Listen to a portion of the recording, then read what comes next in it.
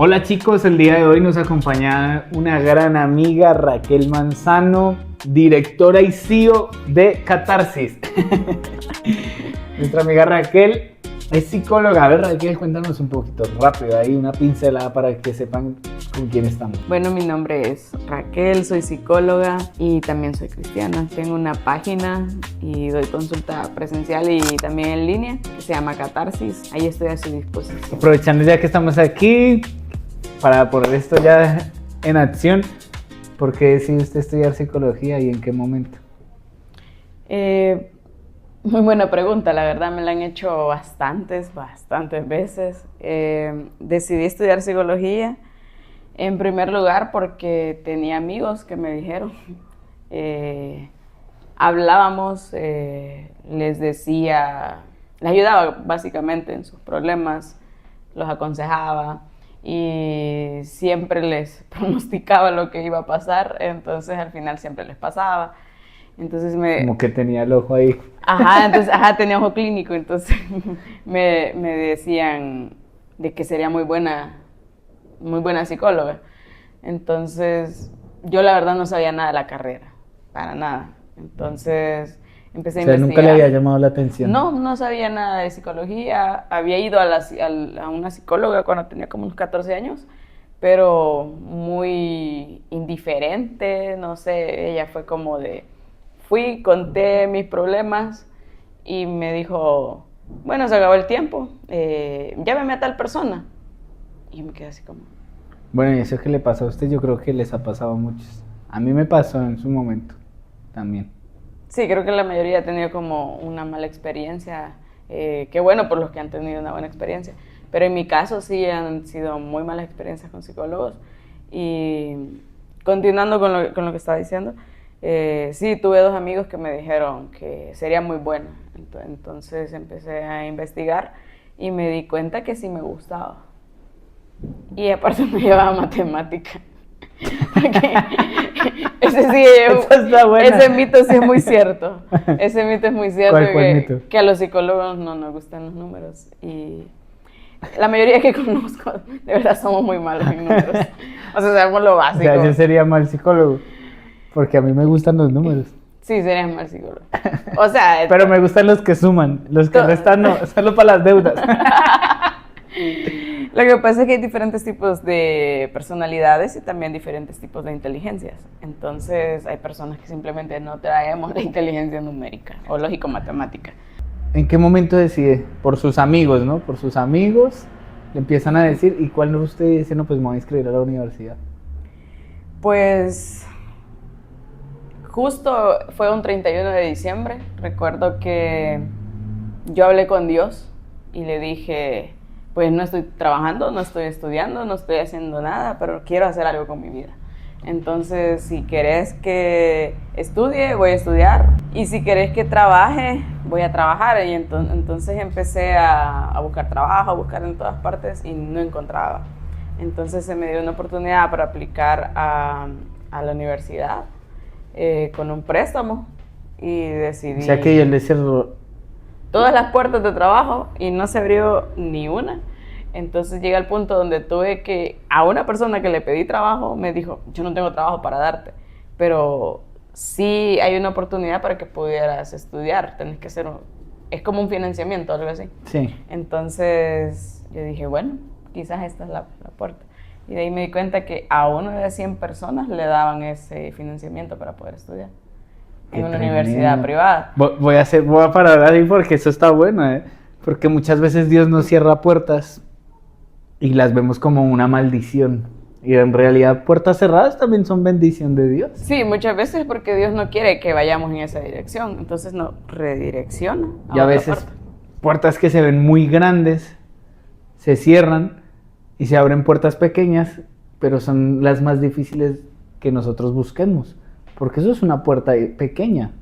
De 1 a 100, sí, es una puerta pequeña, pero todos muchas veces queremos las puertas grandes, ¿no? Ofertas de empleo, etcétera. Pero Dios termina abriéndole una puerta pequeña, que solo se podría 1 entre 100. Exactamente. Es una bendición, ¿no? Sí, y lo más como ilógico de toda la situación fue que cuando hace uno todo el papeleo para eso, me preguntaron cuántos eran mis ingresos mensuales. Y en ese entonces mis ingresos mensuales estaban como en máximo $10 al mes. O sea, apenas tenía para sobrevivir. Entonces, recuerdo que yo puse $30. O sea, me aprobaron un préstamo de miles de dólares con $30. Otra puerta, qué tremendo. Entonces sí, fue algo que de verdad Dios lo permitió. Entonces sí, empecé a estudiar, fue muy difícil, muy difícil. Tengo... Muy esforzado, ¿no? Sí, tengo 7 hermanos y somos 8 en total. Y fui la única que fue a la universidad. O sea, todos los demás o están casados, tienen su familia o decidieron hacer otras cosas, están trabajando en otras cosas, llegaron a bachillerato. Pero yo dije, no, yo creo que hay algo más para mí. Creo que puedo lograr mucho más. Y llegué a tener 1, 2, 3 trabajos y así me pagué la universidad. Qué tremendo. Sí. Porque, ahora, con lo que estaba contando, que usted dice que le dan un préstamo con $30, cuando Marta y yo viajamos aquí al país, yo tenía un ahorro, el señor me empieza a decir, hice un negocio allí en España y el señor me empieza a decir que cada pago que me hacían, ahorrara 500 de cada pago. Me hicieron 4 pagos. Logré ahorrar como los 2,000, pero había sacado para algunas cosas que necesité. Me quedaban como 1,800. Después se pagó otras deudas que teníamos. Al final nos quedaron como 1,120. Y cuando nos dice que nos vengamos a El Salvador, yo me meto a buscar los vuelos una madrugada. Ya los había buscado antes, ya los había googleado y estaban entre 2,000, 2,800, 3,000. Algunos hasta en 4,000 o 5,000, depende de la aerolínea y la clase, ¿no? Me meto a buscarlos una madrugada porque empiezo a sentir que ya teníamos que viajar, que ya era el momento de viajar, de tomar la decisión de viajar de España aquí a El Salvador. Cuando me meto me sale en unos vuelos exactamente con lo que había ahorrado en la cuenta. Wow. Entonces, cuando usted estaba contando su historia que dice, ¿no? Con $30 me prestaron todo lo de la carrera universitaria. Dios hace cosas grandes con nuestra fe, solo con caminar. Me pagué la universidad y me di cuenta que, bueno, cuando preguntan lo del papeleo para el préstamo, me preguntaron qué carrera. Entonces yo dije psicología. Ah, o sea que usted se fue a inscribir a la universidad y no tenía clara su carrera. O sea, yo dije psicología, pero yo dije, o sea, habían otras opciones, me gustaban otras cosas. ¿Qué cosas le gustaban? Como me gustaba turismo, me gustaba mucho porque soy muy buena relacionándome con las personas, entonces pensé en turismo, pensé en diseño de interiores, porque también me gusta mucho el diseño. Pensé en varias cosas, pero la que resonaba más y que yo sentía que iba a disfrutar era psicología. Entonces yo dije, bueno, en el camino lo cambio, pero nunca la cambié. Nunca la cambié. Entonces no sé si yo elegí la carrera o la carrera me eligió a mí, pero solo se dio, o sea, en el sentido de que sentí que nací para eso. Mire que José, cuando José tiene el sueño de que sus hermanos del sol y la luna, de que su padre y su madre también se iban a declarar ante él, por el que lo tiran al pozo. José tuvo el sueño, pero José no sabía cuál iba a ser el fin, a dónde iba a llegar él. Y al final terminó en un pozo y el pozo lo terminó llevando como esclavo, de esclavo a la cárcel, pero al final como gobernador de una de las potencias más grandes del mundo en ese momento, que era Egipto. Entonces, sí, nadie esperaba nada de él, la verdad. Entonces, en realidad, Egipto lo escogía a él, así como la psicología la escogió a usted. Probablemente. Sí, porque él nunca esperó eso, o sea, no nació y dijo, voy a lograr esto. Soy el gobernador de Egipto, el Simón israelita. Exactamente yo, o sea, vengo de una familia humilde, una familia con pocos recursos, una familia que siempre nos tocó trabajar. Eso sí, mi familia, o sea, siempre han sido de personas muy trabajadoras, que nunca nos hemos dado por vencidos, o sea, eso sí lo tenemos, pero en cuanto a términos como académicos o profesionales, no era un tema como tan relevante. Entonces el hecho de rebelarme ante el sistema como familiar, de decir, yo voy a estudiar. Y mi dinero no es para formar una familia, mi dinero no es para hacer otra cosa. Mi dinero es para estudiar. Entonces, los trabajos que tenía eran todos para estudiar. Qué Todo tremendo. para pagar. ¿Cuántos trabajos para pagarse la universidad? Hubo un momento donde tuve 3 trabajos. Tenía trabajos. uno O sea, que no se ve solo en Estados Unidos, también se puede en El Salvador. Sí, sí, porque tenía trabajos donde a veces trabajaba hasta fines de semana. O sea, los únicos, si no estaba en la universidad, estaba trabajando. Y si no estaba trabajando, estaba en la iglesia. Qué tremendo. Siempre estaba ocupado. ¿Cómo aprovechaba el tiempo? Sí, aprovechaba muchísimo el tiempo. Lo importante, ¿no? Y creo que hasta el momento, o solamente que cuando terminé la universidad, uno empieza como a ser más consciente de lo que ha logrado. Y como a... A ver, Creo que a usar más ¿Puede la- profundizar más en eso? ¿Cómo? O sea, ¿qué pasa cuando alguien sale de la universidad? Cuando salgo de la universidad, la verdad que es una muy buena pregunta, porque creo que ya un momento donde uno tiene como un regalo. Creo Claro, que el sí. haber logrado eso Se cierra con un tanto ciclo esfuerzo. importante, ¿no? Ajá, Y exactamente. Se empieza cierra uno un nuevo. ciclo muy importante, porque era como una maratón. Fue como ir corriendo todo el tiempo y llegar a la meta y ya poder descansar. Y con la foto, bienvenido, campeón. Ajá, con el diploma. título. Ajá, cuando uno lo tiene ya. Bueno, y cuando enfrente. llega a la casa al otro día se levanta, listo, soy psicóloga y... Sí, pero ¿Qué pasa ahí? enfrentarse a la realidad es lo difícil. Ahora sí, ahora Porque que es sigue con como, eso. sí, ya lo logré y las puertas no se me van a abrir de la noche a la mañana solo porque soy psicóloga. Ahora empezó otra maratón. Exactamente. Entonces inicia otra maratón que es ya establecerme como psicóloga. Entonces, sí es bien difícil como llegar a esa etapa de correr y esforzarme, porque uno siente como, ¿y ahora qué hago? ¿Para qué hice todo lo que hice? ¿De verdad tiene sentido haber Chica, hecho todo como eso? una crisis Ajá, existencial. exactamente, porque es como, ¿de verdad voy a poder ayudar a las personas? ¿De verdad voy a poder ejercer de una manera responsable, de una manera ética, profesional? Es verdad, mire, voy a hacer otra pausa ahí porque como, o sea, siento que se está compaginando en algunas cosas que yo he vivido. Yo tuve de cierta manera éxito muy joven, empresarialmente hablando. Tuve éxito muy joven. Tuve a cargo bastantes personas, pude emplear a migrantes y me fue bien, gracias a Dios, me fue bien.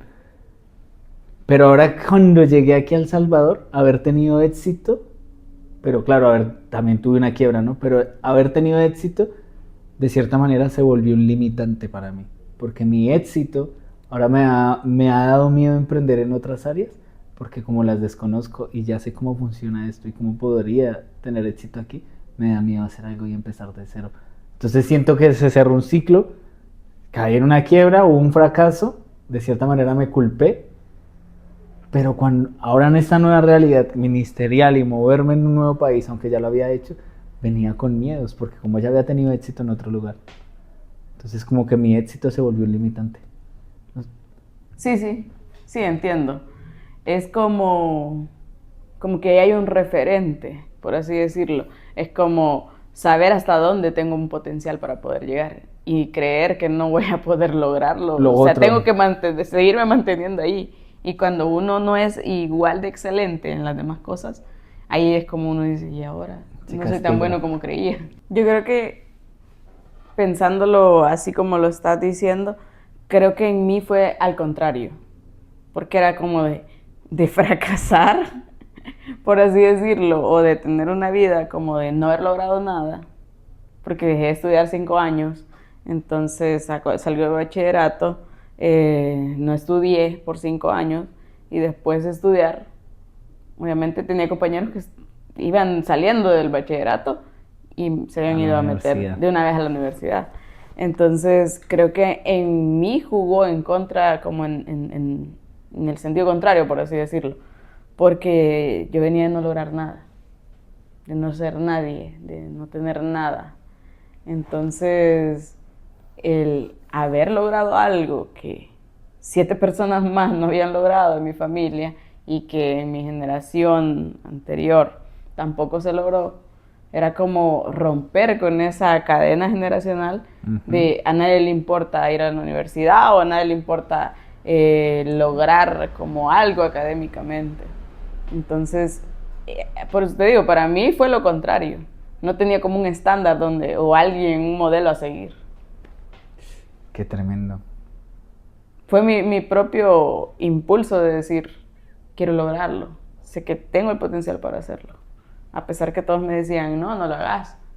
Porque no tuve el apoyo de casi nadie para poder hacerlo de mi familia. Eso es, cuando uno a veces siente que no tiene el apoyo de casi nadie, es cuando uno más ve el apoyo de Dios. Exactamente. Es cuando creo que Dios también a veces cierra ciertas puertas para él revelar su gloria.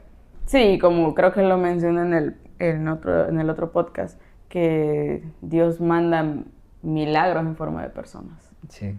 Entonces creo que en toda la carrera he visto eso. He visto a personas convertirse en oraciones contestadas de parte de Dios. Y usted, bueno, ahora ya un tema. Y usted como cristiana y psicóloga, ¿a qué se enfrenta normalmente? A nivel eclesiástico, ¿no? Buenísima religión. pregunta. Creo que las personas son muy duras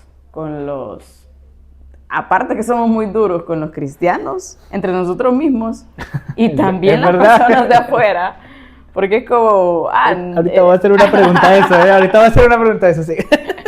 Entonces, sí creo que somos muy, muy duros entre cristianos. Estamos aprendiendo muchos, como a no ser tan duros entre nosotros, como a no agarrarnos a pedradas entre nosotros. Sí, hombre, de eso se trata, ¿no? Exactamente, también. Pero sí me he topado con personas que me han dicho, ¿cómo es posible que estés mal si sos psicóloga? Y aparte sos cristiana. Peor, eso se lo tienes entonces es como de... Tú tienes prohibido estar mal. Exactamente, tengo prohibido estar mal porque soy cristiana y tengo a Dios. Y soy psicóloga, tengo la ciencia. Entonces, es como, de alguna manera tenés que salir adelante sin sentirte mal. Entonces, sí hubo un momento, y lo mencioné en el podcast anterior, que sí llega un punto donde yo no podía sentirme mal. No dejaba que sentir mis emociones. Porque las personas siempre esperaban que todo el tiempo estuviera bien, que todo el tiempo tuviera una respuesta para ellos, o que todo el tiempo fuera fuerte. Entonces, ha jugado en contra hasta cierto punto porque las personas esperan siempre que esté bien. Esperan que sepa manejar mis emociones, que siempre sepa cómo expresarme y cómo decir las cosas, y que siempre tenga una respuesta para todo. Sí, creo que lo mismo le pasó a Jesucristo cuando les pidió a todos a ellos que oraran por él y no. En el Getsemaní, y lo hablamos también la otra vez. Sí. Al final no fueron ni capaces de orar. Yo creo que dirán, bueno, pues el Dios no. Sí, es como de él que resuelva, ¿verdad? Como va a estar preocupado. Ajá. Sí, creo que falta como de empatía hasta cierto punto, desconocimiento. Bueno, ahorita le dije que le quería hacer otra pregunta y es, usted dice, entre cristianos nos juzgamos mucho. De hecho, aquí hay un libro que me lo estoy leyendo y está buenísimo. Y el hombre cuenta la siguiente historia. Un día el hombre sale a correr una maratón, de niño, muy niño, tipo 7, 8 años, lo relata en el libro. Y en la maratón, pues no se había entrenado ni tenía ni idea. El tipo sale a correr y termina vomitando, sin nada de oxígeno, ¿no? Y lo que se dice a sí mismo es, yo no nací para el deporte, soy malo en el deporte. A raíz de eso, él nunca decide pues meterse en el deporte, al final es un neurocientífico. Pero el hombre un día empieza a salir en su bicicleta en Madrid y sin darse cuenta empieza a hacer 10, 20, 30, 40 kilómetros, 50 kilómetros en su bicicleta tranquilo. Y un día empieza ya a hacerlo como entrenamiento, ya lo deja de utilizar de moverse de un lugar a otro, a hacerlo como entrenamiento, como deporte. El tipo un día le pregunta a un hombre antes de subir una de las montañas más difíciles de subir en bici, que es un reto para los ciclistas allí. Y el tipo está subiendo la cuesta y le pregunta antes de subir la cuesta a un hombre, le dice, ¿quién ha sido el que lo ha subido más rápido? ¿Cuánto tiempo ha tardado? Le dice él más o menos 36,5 de segundos. Y él dice, perfecto. Entonces él empieza a subir y lo empieza a dar todo, ¿no? Empieza a subir y cuando llega a la cuesta, para el cronómetro, se tira y vuelve a sentir la misma sensación que sintió cuando niño. Pero en esta vez él mira su reloj para ver cuánto tiempo se había tardado. Se había tardado 2 minutos menos. Acaba de romper un récord. Y en ese momento, a sus 40 y algo de años, se preguntó, ¿por qué me dije esto a mí mismo? ¿Por qué me hablé de esta manera a 40 años? Si nací para esto y para muchas cosas más. ¿Por qué lo hablo con el juzgar? Porque después él toca este tema y dice, de la misma manera en que nosotros nos juzgamos a nosotros mismos, es como juzgamos a los demás. Entonces, qué duro, porque si un cristiano está juzgando a otro cristiano, y aunque no sea cristiano, una persona está juzgando a otra persona, es la misma manera en que se juzga a sí misma. O sea, ese es el lenguaje que está teniendo ella misma. Sí. ¿Y usted cree que usted como psicóloga puede hacerle ver esto con ciencia y con religión a un cristiano? Sí. ¿Cómo? Sí, Sería la siguiente pregunta, ¿verdad? Sería la siguiente pregunta. Todos tenemos una historia. Todos. Todo el mundo tiene una historia. Entonces, yo creo que si uno se sienta, ve a los ojos a las personas, todo el mundo tiene algo que contar. Ya me dio miedo mirar. Todos tenemos algo que decir. Tal vez no lo hablamos abiertamente, porque muchas veces no estamos en el contexto correcto, con la persona correcta, o en el estado de ánimo correcto probablemente, pero sí creo que todos tenemos una historia. Entonces cuando uno se sienta, ve a los ojos a las personas y las escucha, vemos que todos estamos ocultando algo, todos estamos sobrellevando algo, todos estamos lidiando con algo. Entonces creo que el conocer la historia detrás de cada persona nos hace poder entender el no ser tan duro con alguien. Nosotros también cargamos con una historia. Sí, claro. Entonces cuando yo conozco mi historia, sé quién soy, me conozco y sé por todas las luchas que estoy pasando, eso me tiene que hacer a mí no creer que soy mejor que otros, sino saber que tanto como yo estoy lidiando con mis luchas y con todas las cosas con las que yo lidio, también las demás personas. ¿Verdad? Entonces, si lo vemos desde ese punto, uno ya no es tan duro con los demás. Porque uno dice, si yo a veces tengo un mal día y puede que le hable mal a alguien o conteste mal a alguien o simplemente me aísle de otro porque no quiero saber de nadie porque estoy demasiado agotada, demasiado cansada, ¿cómo no le va a pasar eso a otras personas también, si también son humanos? Entonces, si yo sé eso de mí, si me conozco tan bien yo como para saber mis vulnerabilidades y mis luchas, entonces eso me hace no juzgar a las personas, ni ser tan dura con las personas, sino saber que ellos también andan cargando su maletita llena de problemas, llena de, no sé, de traumas quizás, de cosas con las que están lidiando, cosas que quizás no la han hablado con nadie. Eso, de pronto, usted acaba de decir varias veces, repitió, y es, si yo me conozco, si yo conozco mi historia, yo creo que a veces ignoramos nuestra historia, ya sea, yo creo que principalmente por dolor, y aunque puede que no lo sintamos al recordarla, pero si empezamos a profundizar y a ver las cosas como realmente son, hay cosas dolorosas que queremos olvidar y no contar. Cuando usted decía, si me conozco y conozco mi historia, hay un versículo que dice, que lo nombró Marta el otro día en el anterior podcast, y si no lo han visto ya lo pueden ir a ver, se llama Cristianos Hablando de Psicología, se lo recomendamos, está buenísimo. Y decía Marta, este versículo dice, mi pueblo perece por falta de conocimiento. O sea que no conocernos nos hará sufrir. El no conocernos nos hace sufrir. Y juzgarnos y juzgar de mala manera. Totalmente. Porque si no nos conocemos, nos enfocamos en otros. O sea, si yo no estoy trabajando en mí, es verdad. Estoy queriendo arreglar la vida de los demás. Sí, me acordé de un graffiti en mi barrio. Si yo no estoy trabajando en mí, ¿en quién estoy trabajando?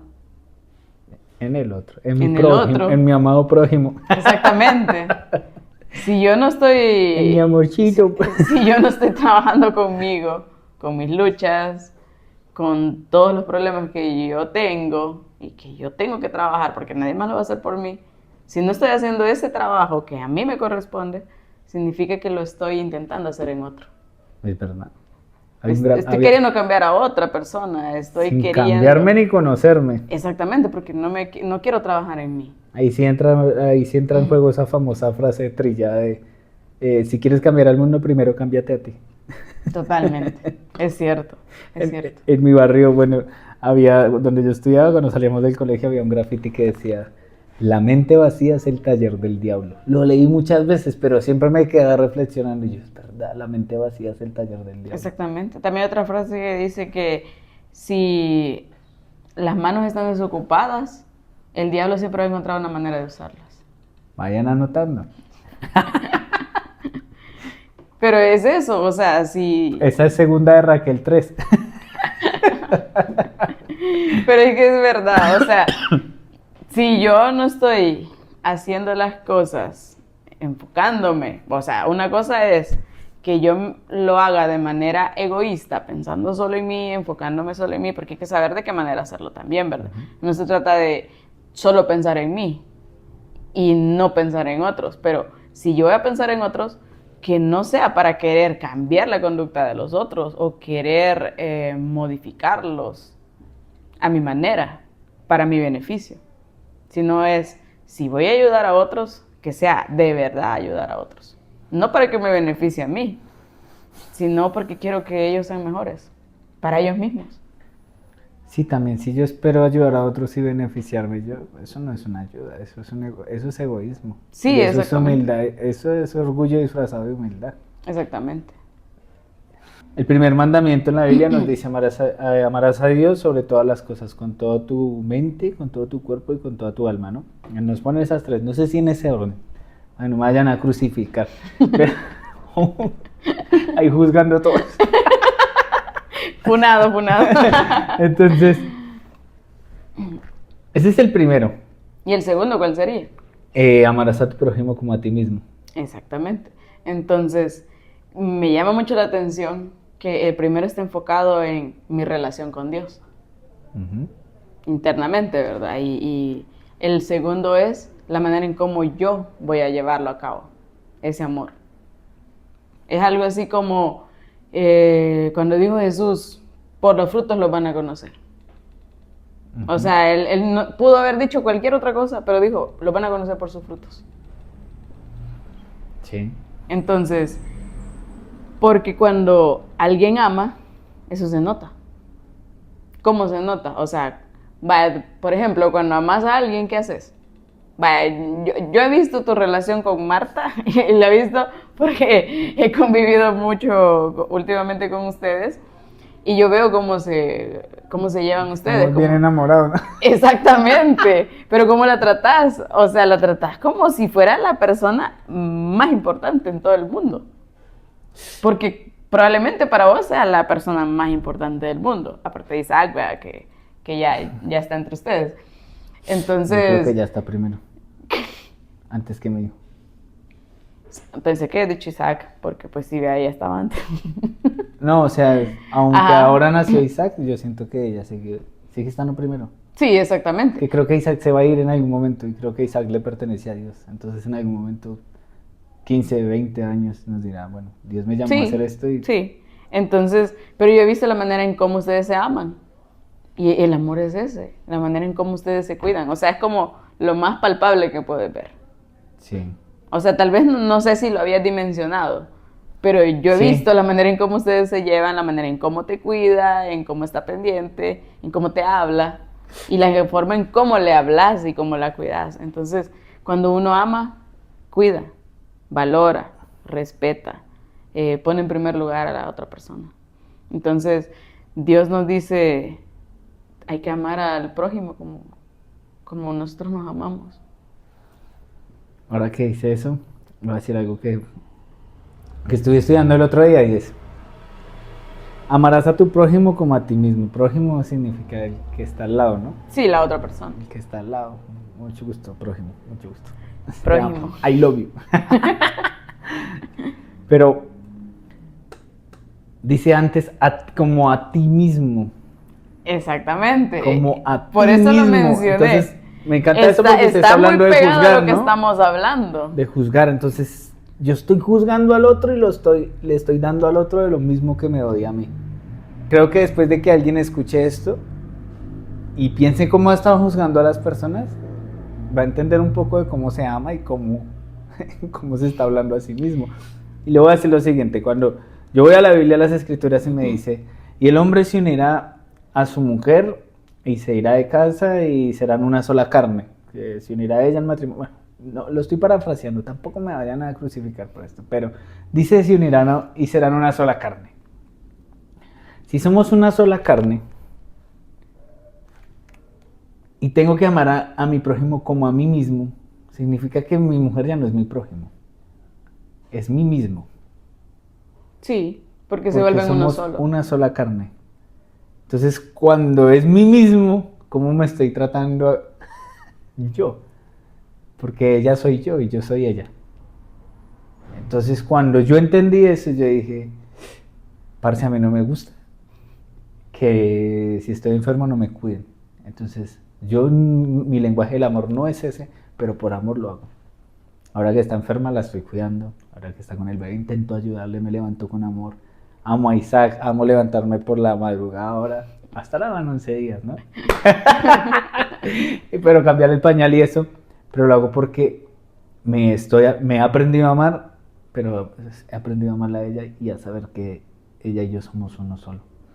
Porque Dios nos saca a la mujer de la cabeza o de los pies, porque en las religiones, no en todas las religiones, pero en muchas religiones y también en la cristiana, la católica, se cree que la mujer está un eslabón abajo del hombre y que el hombre está arriba porque pues es la cabeza, ¿no? Que sí es la cabeza, pero ser la cabeza no significa que esté arriba. Pero la cabeza se refiere a dirección. A dirección, a que normalmente llegan casi siempre primero las órdenes a él. Pero, ¿de dónde sale el hombre? ¿De dónde saca Dios a la mujer del hombre? De la costilla. Son iguales, están a la misma. Para que sea la par. Están juntos. Entonces, cuando yo entiendo eso, se cae esa barrera de machismo que yo también, obviamente, vengo de una cultura machista. Y eso se empieza a caer. Y he aprendido a amar a Marta porque yo no quiero cometer errores que cometí antes y también errores que vi en mi familia. No quiero cometerlos. Sí, y creo que todos hasta cierto punto lidiamos con... Bueno, empezamos con lo del tema de que a veces nosotros juzgamos mucho a las personas, tanto en términos seculares como también adentro de la iglesia. Porque en la iglesia se da mucho, o sea, hablemos la verdad. Sí, las cosas como son. La iglesia es para gente dañada. Exactamente. Y eso es un mito también, que a la iglesia solo van personas que ya están bien. Entonces hay gente que quiere mejorar para ir a la iglesia, cuando en realidad nosotros vamos a la iglesia para ser mejores personas. Es que tenemos unos amigos que dicen lo mismo. Dicen, no, yo no venía a la iglesia porque creí que solo venían santos y cuando llegué todos eran conocidos.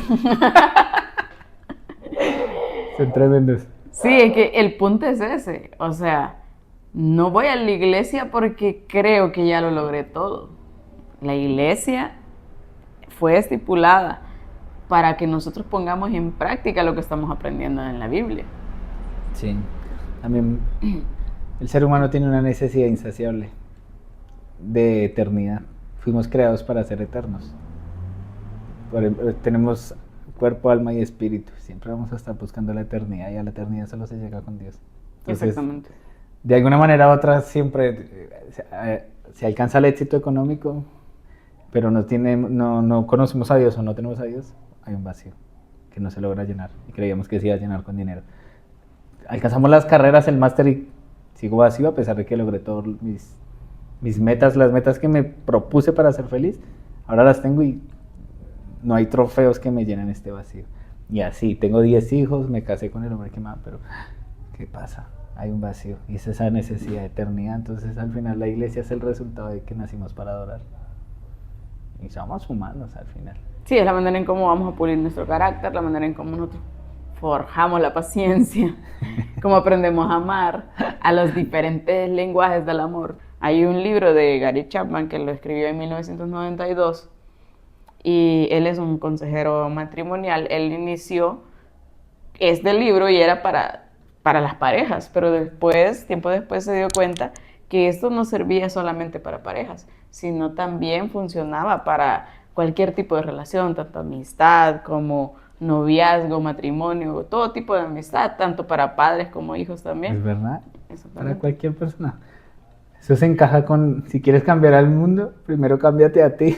Exactamente. El tipo quería cambiar su matrimonio y terminó impactando el mundo. Exactamente, sí, porque ¿quién no conoce de eso? Yo en las clases que he dado siempre, las veces que he estado hablando con adolescentes o cada vez que hablo, siempre hablo acerca de los lenguajes del amor. Pero cuando yo ahora se está poniendo de moda porque una vez yo he estado en lugares donde lo se mencionan y la gente no sabe qué es. Sí, exactamente. Y es un libro que, o sea, lo hicieron en 1992, ya tiene 33 años. No es ni joven ni viejo, o sea, exactamente, pero tiene tanta riqueza. O sea, yo sé que no está como comprobado científicamente, ¿verdad? Las cosas que él dice, pero tiene mucho sentido. Entonces, para los que no han leído ese libro, lo pueden encontrar fácilmente gratis en PDF. Se puede encontrar en internet. Sí, es muy pequeño, creo que tiene, no sé si como 100 páginas. Es un libro de bolsillo. Sí, es muy pequeño.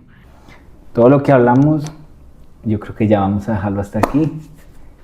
Para darle paso a un siguiente podcast, yo espero volver a tener por aquí con nosotros, a ver si Martica ya salió y sigue aquí con nosotros. Esperemos que sí, nos hizo mucha falta. Demasiado, la verdad. Sí. A ver si ya nos vemos pronto y yo sé que usted va a volver aquí. Es porque esto es adictivo, ¿cierto? Sí. No, la verdad que siempre hay muchas cosas de las que hablar. Sí, cuando se trata del cristianismo, hay muchas cosas, muchas vivencias, muchas cosas que no pasa, que también cuando hablamos de psicología, que también es un tema que vamos a hablar, creo que sí, siempre hay muchísimas cosas, que tanto uno aprende, como también hay cosas que uno puede enseñar a otras personas, tanto para que no pasen por lo mismo. O si ya lo pasaron. O si ya lo pasaron, que lo hablen. Ajá, que salgan de ahí o que busquen hablen. Ayuda. Busquen ayuda sobre todo, o que también puedan ayudar a otros. Bueno, que ese es el punto de lo que estamos haciendo, ¿verdad? ¿Verdad? Que es ayudar a otros. ¿Una red social?